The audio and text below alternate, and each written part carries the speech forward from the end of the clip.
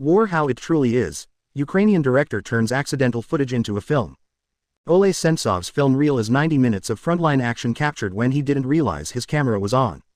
In the new film, soldiers pinned down in a trench try to organize the evacuation of a group of fellow fighters who are stuck and wounded in a frontline position. Sentsov, who spent several years as a political prisoner in Russia and is now fighting in the Ukrainian army, found the 90 minutes of shaky footage 6 months after the battle. He was going through old files on his GoPro camera and realized it had been switched on that day. I was about to delete everything when I found this and I realized I had a very interesting imprint of that battle and of war how it truly is, ugly, incomprehensible, twisted and stupid, he said in an interview. Sentsov said it was hard to call the footage a film in the traditional sense. A film should be thought out, planned and edited. This is more like a document of war, which was shot accidentally.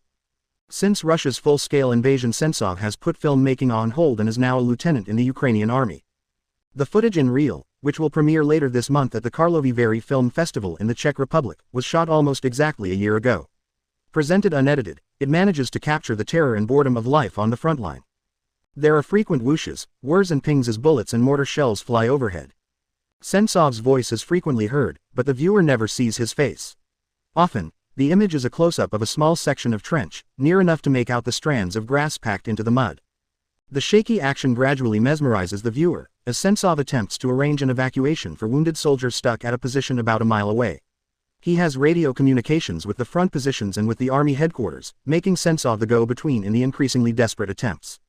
Reel is named after the position where the wounded men are stuck. In a surreal twist, all the positions in the battle are named after football teams. Sentsov's position is Marseille and a nearby position is Chelsea. Positions always have either names or numbers. People remember names more easily. It's better than trying to give location coordinates, said Sentsov. Sentsov recalled a moment from the same day, which took place about an hour before the footage in reel begins. There was a soldier with the call sign Johnny, a veteran of the Afghan war. He was going there to evacuate the wounded, but he was hit, and he managed to make one last radio transmission, in which he said, "This is Johnny. I'm dead." The footage in reel finishes as abruptly as it starts, in mid-sentence, with a note that 22 Ukrainian soldiers died at reel. Of the people who are in the trench with Sentsov, whose faces are visible in the film, some have been wounded and 3 have been killed since the film was shot, said the director. Sentsov has not returned to his native Crimea since he was arrested by Russia in 2014, but said he was confident that one day he would be able to return to Ukrainian Crimea. The war started there and it will finish there, he said. He does not plan to make more films about the war, saying his medium is feature films not documentaries, and that for now he is focused on fighting. I am not taking part in this war as a director.